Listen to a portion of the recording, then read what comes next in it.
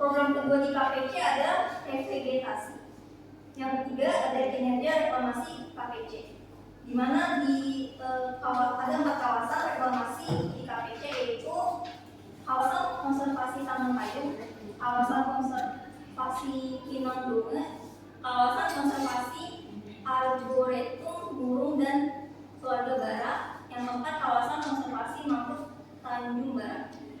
Program selanjutnya di KPC yaitu konsumsi dan optimalisasi sumber air.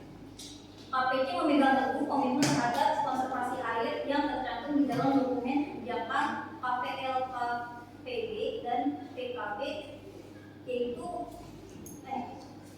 untuk pengolahan air di KPC mencakup pengolahan air limbah tambang dan air limbah domestik.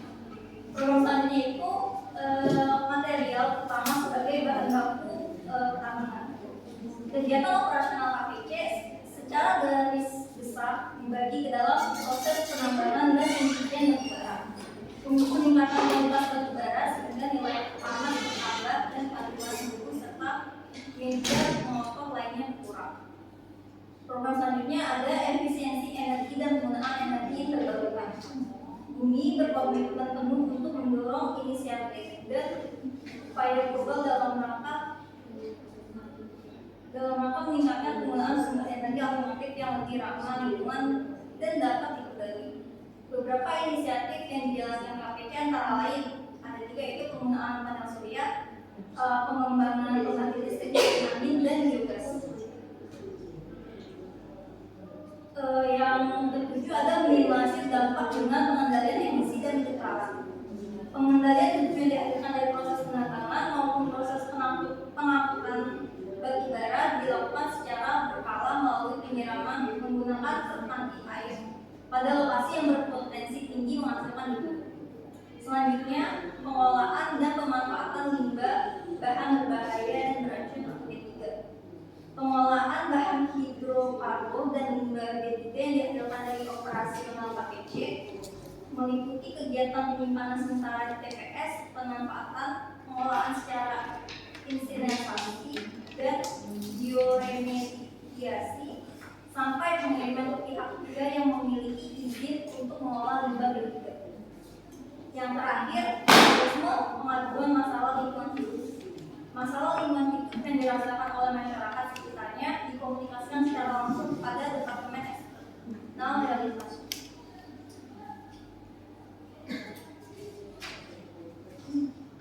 Terus di kedua, di operasional alumni, kami juga memiliki program lingkungannya. Yang pertama, pengolahan kualitas air. Guna menjaga keseimbangan pemanfaatan air bagi kelangsungan hidup ekosistem, pengolahan kualitas air menjadi prioritas utama di semua lokasi alumni. Yang kedua, reklamasi lahan bekas tambang. Sampai dengan akhir tahun 2019, total luas lahan yang telah dibuka untuk kegiatan penambangan dan fasilitas pendukungnya mencapai kurang lebih 16.130 hektar. Yang ketiga, pengolahan kualitas udara dan kebisingan.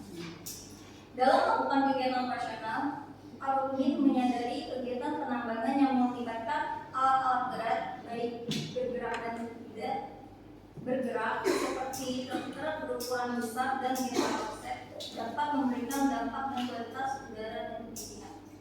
Yang keempat, pengolahan hidrokarbon dan limbah B3.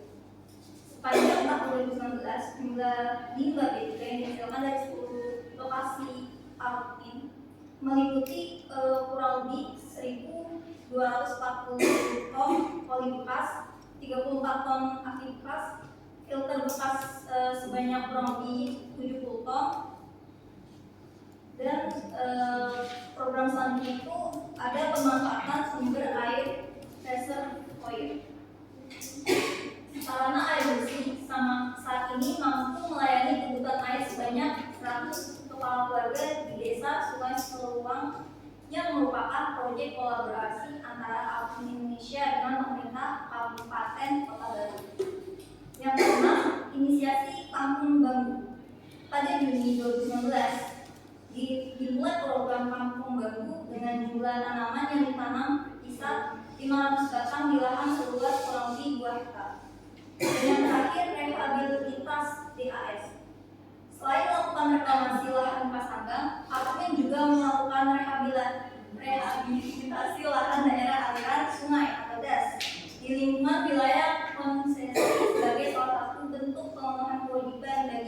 pemegang izin pinjam pakai kawasan hutan atau IPPKH sesuai peraturan Menteri Lingkungan Hidup dan Ketahanan Republik Indonesia. Atas aspek lingkungan tadi, kami sudah sesuai dengan standar GSI yang ada. Oke, yang terakhir di aspek sosial, kami mengusung tema melangkah maju dalam mengembangkan sumber daya manusia.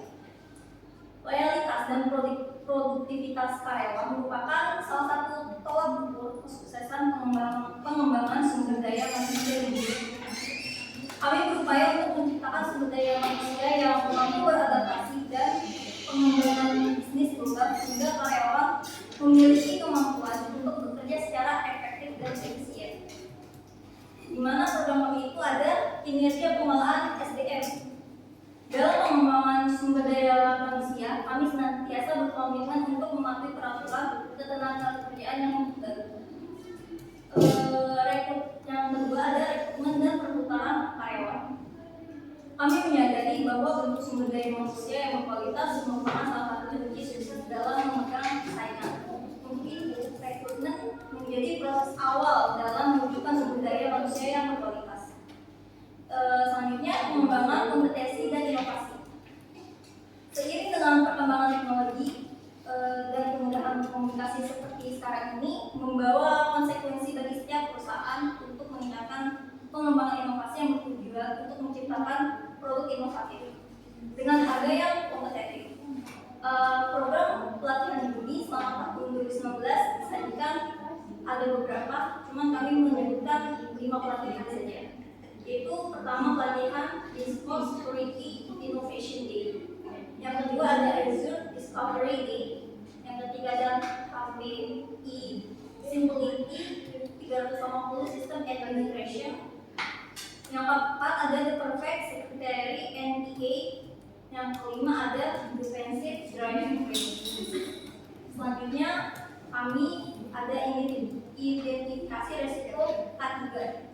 KPC dan Alumni memiliki prosedur untuk diidentifikasi risiko sebagai tahap awal dalam melaksanakan kegiatan operasional pertambangan. Selanjutnya aspek ketiga dalam perjanjian kerja bersama. Sepanjang tahun 2019, KPC dan Alumni memastikan telah berhasil mempertahankan kepatuhan terhadap peraturan kesehatan dan keselamatan kerja yang diterapkan oleh pemerintah. Dan selanjutnya itu struktur organisasi K3. Pada operasi pertambangan usaha, PK3 dikelola oleh pemimpin oleh kepala divisi tambang. Di mana kami dalam melaksanakan program kesehatan dan keselamatan kerja itu ada beberapa juga, cuma kami menyebutkan 5 program diantaranya, yaitu program keselamatan kerja, kesehatan kerja, lingkungan kerja, dan sistem manajemen K3 dan keselamatan operasi pertambangan. Untuk rincian lebih lanjutnya akan dijelaskan oleh saya. Baik, terima kasih atas kesempatannya. Saya akan menjelaskan definisi dari program CSR yang dilakukan oleh perusahaan kami dalam aspek ekonomi. Perusahaan senantiasa berupaya untuk berkontribusi dalam kemajuan masyarakat sekitar secara berkesinambungan melalui program CSR dengan total realisasi dana hingga mencapai 97,5 miliar rupiah. Berdasarkan perjanjian karya pengusahaan pertambangan batubara, pemerintah memberikan izin kepada KPC untuk melaksanakan eksplorasi, produksi dan pemasaran batubara di wilayah seluas 90.938 hektar di Sanaka dan Benggalo, Kabupaten Kutai Timur, Provinsi Kalimantan Timur pada 2018. Sementara Alumni beroperasi di area konsensi seluas 57.107 hektar di Blok 6 Kalimantan yang mencakup sejumlah area di sebelah sempit, di sebelah tenggara Kalimantan dan ujung utara Pulau Laut. Alumni mengelola 6 tambang batubara terbuka, yaitu Senakin, Satui, Mulia, Jombang, Sarongga, Asam-Asam, dan Kitab. Seluruh tambang memiliki lokasi yang strategis dan tidak jauh dari fasilitas pelabuhan milik Alumni yang terletak di pesisir utara Pulau Pulau. Dalam produksi batubara, Kaltim Primat Coal atau KPC, jalur ORC kedua dan peningkatan fasilitas pemuatan logam telah dibangun untuk mendukung rencana peningkatan produksi ke depan. Tambang Sangatta memproduksi batubara tipe batuminus dan subbituminus. Tambang Benggalon juga berlokasi dekat dengan pantai dan dihubungkan dengan fasilitas pelabuhan melalui jalan sepanjang kurang lebih 25 km. Lokasi yang dekat dengan pelabuhan memberikan keuntungan bagi KPC berupa biaya transportasi yang rendah dari lokasi tambang ke lokasi pelabuhan. Tambang Benggalon memproduksi batubara tipe bituminus 2 aluminium.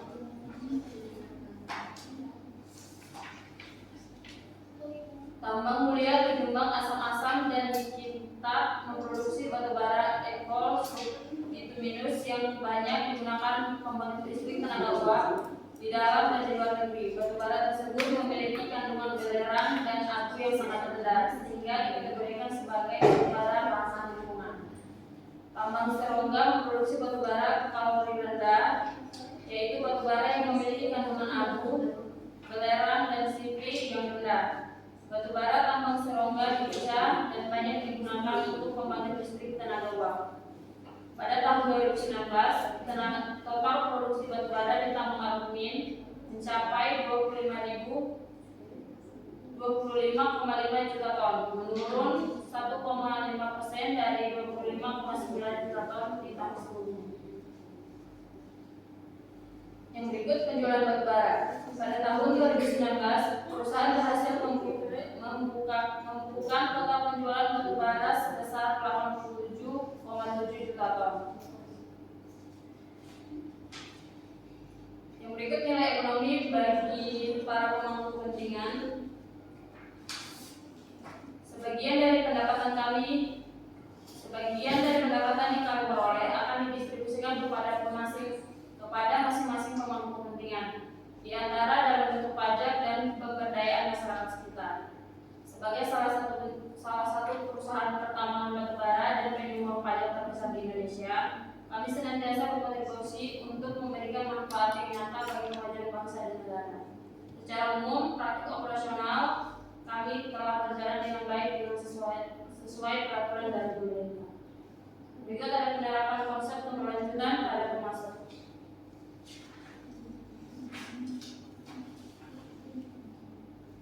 Yang digunakan oleh perusahaan adalah prinsip-prinsip terkait aspek lingkungan serta kesehatan dan keselamatan kerja atau K3. Kami menggunakan standar pengelolaan lingkungan dan K3 yang diterapkan mulai dari perencanaan dan proses pengadaan, pembuatan dan finalisasi kontrak sampai dengan penyelesaian akhir sesuai dengan peraturan yang berlaku. Standar tersebut mencantumkan klausul di dalam kontrak terkait aspek kewajiban pengelolaan lingkungan dan K3 sesuai dengan peraturan yang berlaku. Sepanjang tahun 2019, kami telah menerapkan kriteria tersebut dalam proses seleksi terhadap para pemasok barang dan jasa perusahaan. Kami juga menerapkan hal ini dalam rangka melakukan evaluasi periodik terhadap para penyedia barang dan jasa, untuk memastikan bahwa para pemasok akan mematuhi segala persyaratan yang dilakukan oleh perusahaan. Para pemasok diwajibkan menandatangani kontrak kerja yang disepakati bersama. Selanjutnya penanganan pengaduan pelanggaran. Kami juga menggunakan mekanisme pengaduan pelanggan sebagai wadah untuk melayani permohonan pelanggan terhadap produksi dan jasa perusahaan. Selain dari pihak internal, perusahaan seperti karyawan, pelaporan pelanggaran dapat juga berasal dari pihak eksternal perusahaan seperti pelanggan, pemasok dan masyarakat. Perusahaan memiliki mekanisme pengaduan dari pihak eksternal. Mekanisme ini membutuhkan informasi dan bukti yang jelas atas terjadinya pelanggaran agar dapat ditelusuri dan ditindaklanjuti. Pihak-pihak yang berpartisipasi dalam pelaporan pelanggaran berhak mendapatkan perlindungan hukum dari perusahaan.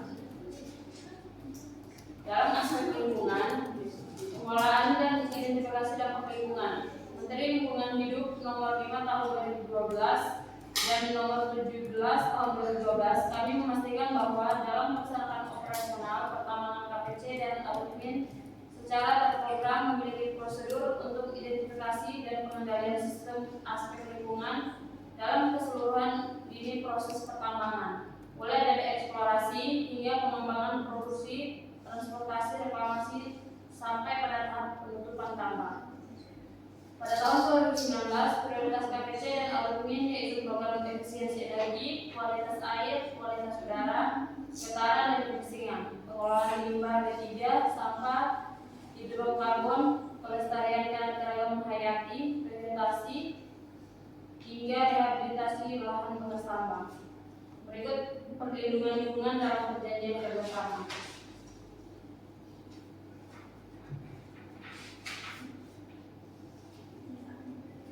Sebelum kami melakukan kerjasama dengan mitra bisnis, kami akan mengidentifikasi aspek lingkungan yang telah diterapkan oleh mitra bisnis.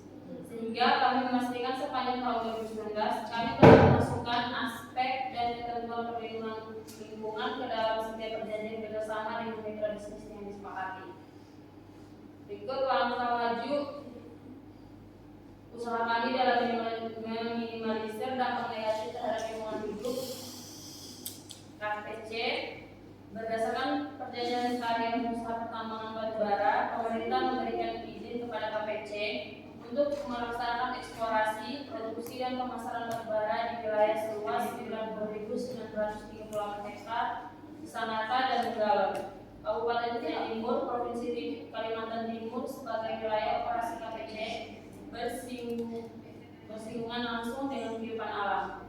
Di wilayah Kalimantan Timur, operasional KPC berbatasan tidak langsung dengan Taman Nasional Kutai yang dibatasi oleh Sungai Sangatta.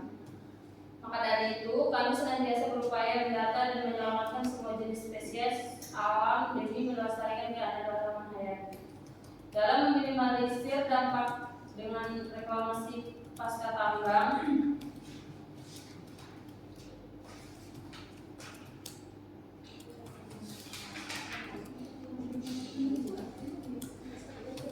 total seluas realisasi reklamasi KPC tahun 2019 adalah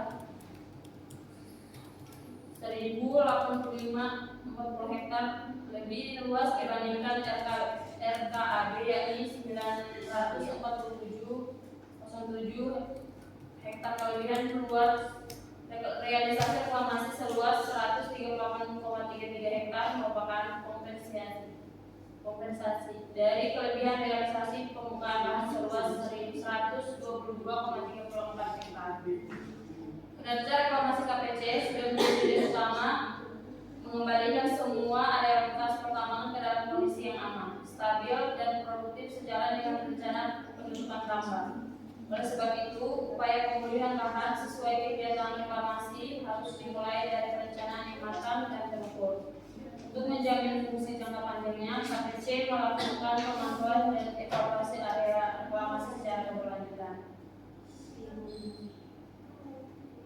Kawasan konservasi KPC merupakan habitat pengawetan dan perlindungan sebagai jenis flora, fauna, dan ekosistem. Ada 18 jenis fauna yang dilindungi, 24 jenis mamalia, 62 jenis burung, 19 jenis herpetofauna, 31 jenis kupu-kupu, dan ratusan jenis tumbuhan.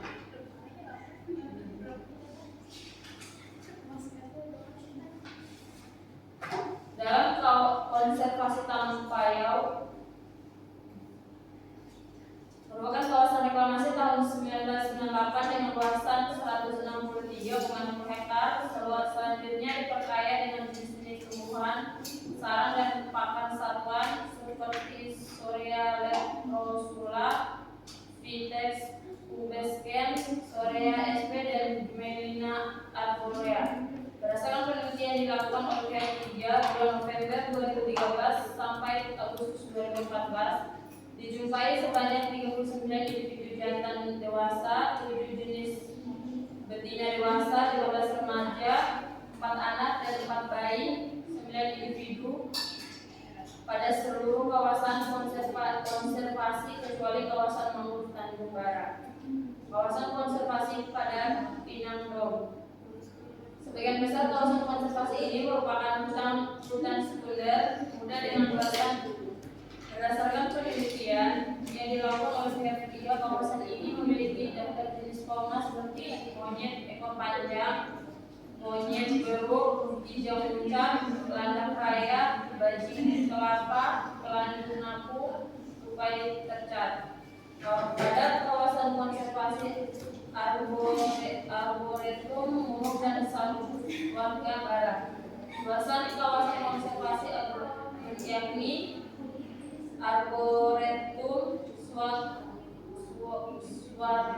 Barat dan Murung D2 berdasarkan penelitian dilakukan. Ada penghuni kawasan konservasi Arboretum Hijau Puncak, orangutan, bajing kelapa, kelandu napu, beruang madu. Selain itu puluhan koleksi Sorea, SP dan puluhan alat undangan.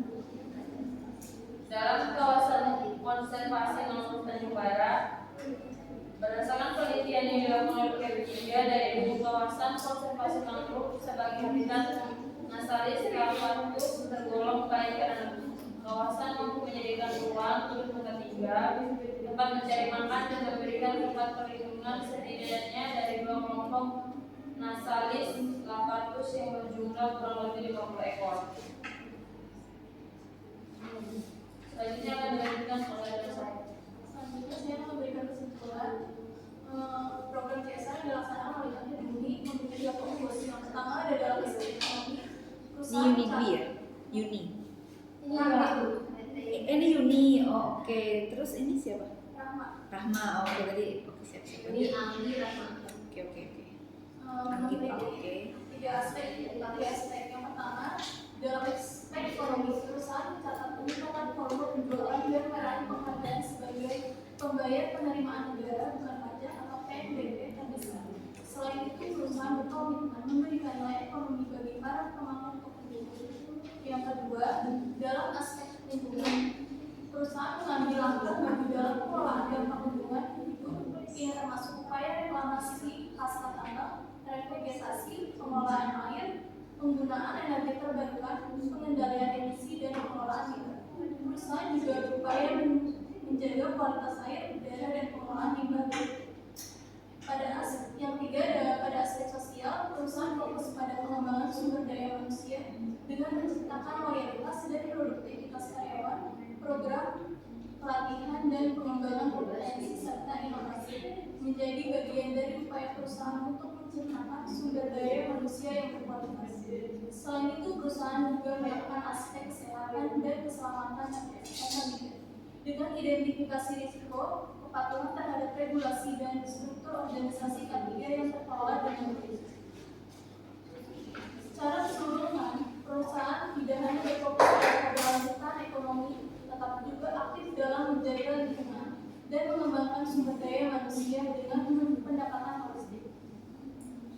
Selanjutnya akan dilanjutkan dengan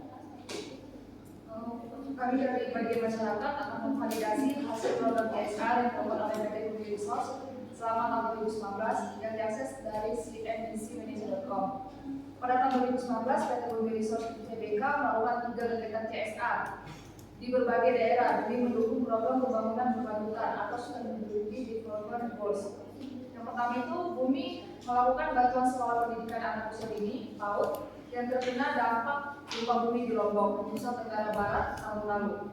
PAUD yang mendapatkan bantuan yakni Mekah Harum di Desa Tegal Maja, Kecamatan Tanjung, Lombok Utara, Nusa Tenggara Barat, NTB. Yang kedua, melakukan pemeriksaan dan pengobatan gratis serta pemberian alat kesehatan gratis di Kelurahan Menteng, Jakarta. Kegiatan ini yang bekerjasama dengan PT Dharma Henwa TBK. Kemudian sebanyak 150 pasien diperiksa kesehatannya dengan hasil mayoritas pasien mengalami hipertensi, infeksi saluran pernapasan, penyakit bersedia dan migrain.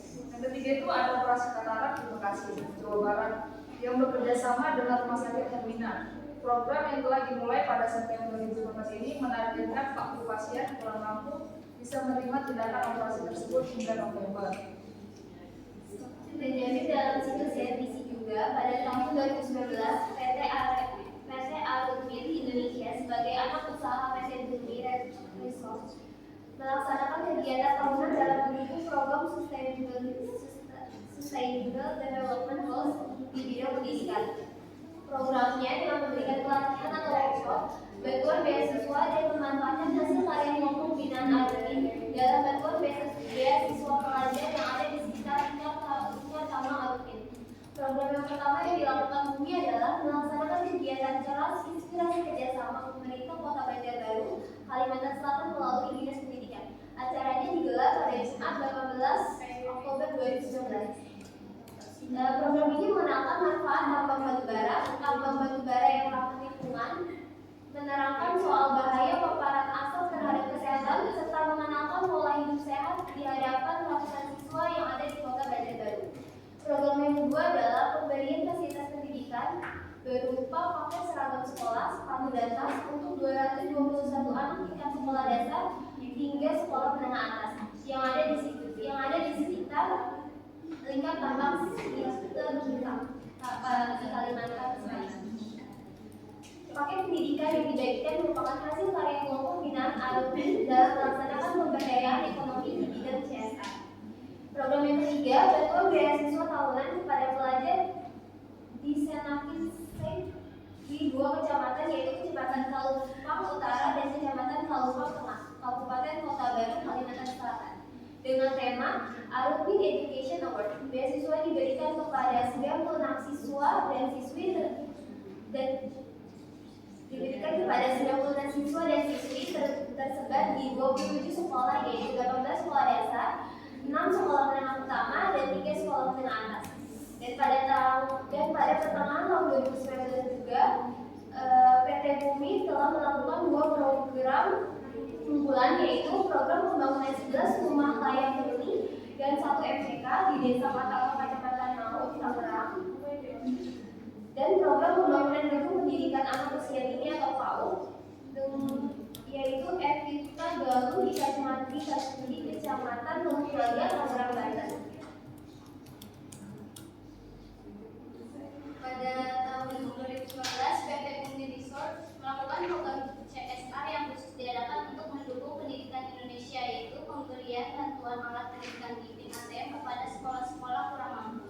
Ada 6 sekolah pertama yang terdaftar menjadi penerima bantuan CSR TIPIN ATM, diantaranya SDN Sukasejati 1 dan SDN Sukasejati 2 Cikarang Selatan, SDN Cikedokan 2, SDN Danau Indah 1, dan SDN Mekawangi 4 Cikarang Barat, serta SDN Ciputu 6 Cibitung, Kabupaten Klaten. TIPIN ATM merupakan mesin yang berisi ribuan konten pembelajaran digital, meliputi buku pelajaran sekolah, video pembelajaran, latihan soal, dan komik literasi. Sebuah konten tersebut dapat diakses gratis tanpa internet. Karena TIPIN ATM telah dilengkapi dengan Wi-Fi internal, dinamakan EduSpot. Bahkan para siswa dan guru bisa mengirim semua konten yang ada di dalam TIPIN ATM ke smartphone masing-masing tanpa memerlukan kuota internet. Konten-konten yang ada di smartphone bisa diakses kapan dan dimana saja secara online pula. Bapak menyampaikan alasan mengapa perusahaan memilih TIPIN ATM sebagai alat bantuan CSR. Pemerataan pendidikan Indonesia belum tercapai. Masih banyak sekolah dengan anak-anak kurang mampu yang belum bisa mendapatkan pasokan materi pelajaran yang cukup. Dengan TIPIN ATM, mereka bisa mengunduh semua konten yang dibutuhkan sekaligus dengan video penjelasan dengan komik literasi. Terima kasih atas perhatiannya. Terima kasih kepada rekan-rekan saya yang sudah menjelaskan terkait mulai dari anggaran program CSR, lalu rincian pelaksanaan CSR, dan juga validasi masyarakat atas program CSR yang memang benar-benar sudah kami laksanakan. Secara keseluruhan kami menyadari masih banyak kekurangan dalam melaksanakan CSR ini. Lalu untuk kesesuaian dengan GRI juga setelah kami review lagi, untuk PT Bumi kesesuaiannya itu baru 70% dengan standar GRI. Kami akan terus berkontribusi dan akan terus memperbaiki agar kedepannya bisa mendekati 100% program GRI ini. lalu juga lebih baik lagi dalam melaksanakan CSR. Tentunya kami menyadari sebagai perusahaan batubara yang sangat banyak limbahnya ini, kami memang sangat ingin bahwa pekerjaan yang kami lakukan ini tidak benar-benar tidak merugikan masyarakat. Makanya kita melaksanakan banyak CSR dan mungkin teman-teman sudah mendengarkan betapa banyaknya yang kita laksanakan itu. Lalu anggaran yang kami gelontorkan juga cukup besar, karena memang cukup besar dampak buruknya. Maka kita juga harus menyeimbangkan hal tersebut agar polusi-polusi yang disebabkan oleh kegiatan operasional itu berkurang.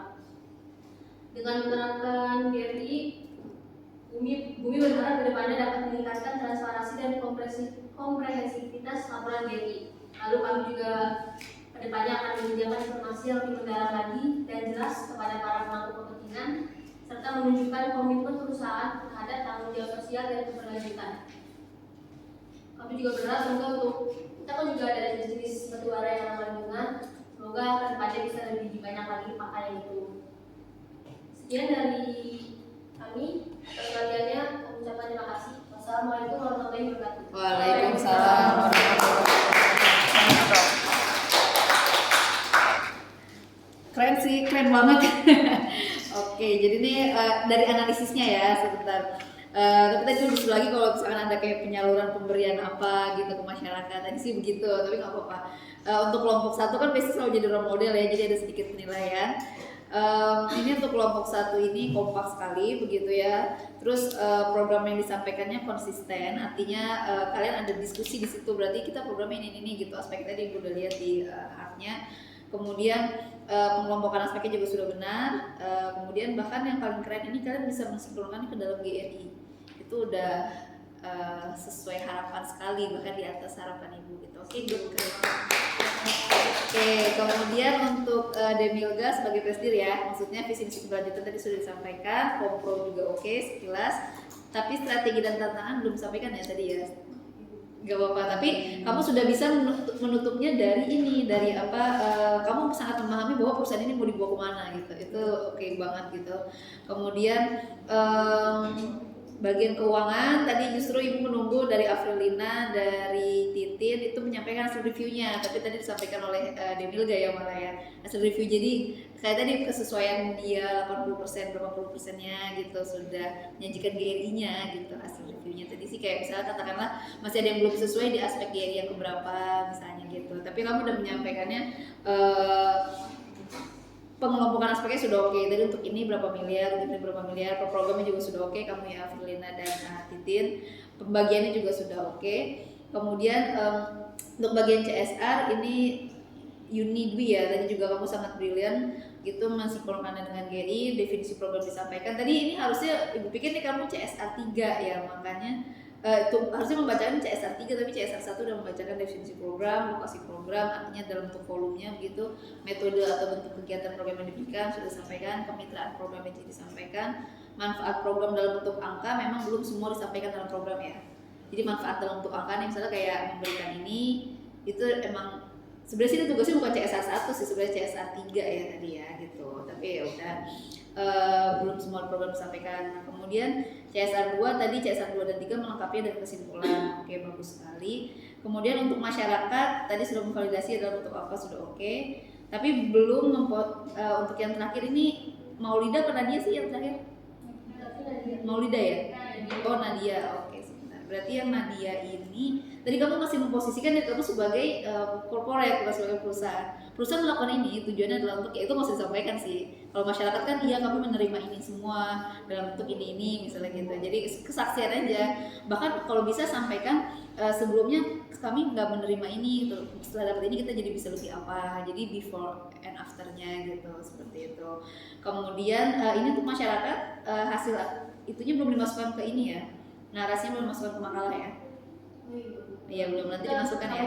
Saya kira kalau untuk penyampaian ini nggak dimasukin ke makalah. Oh gitu.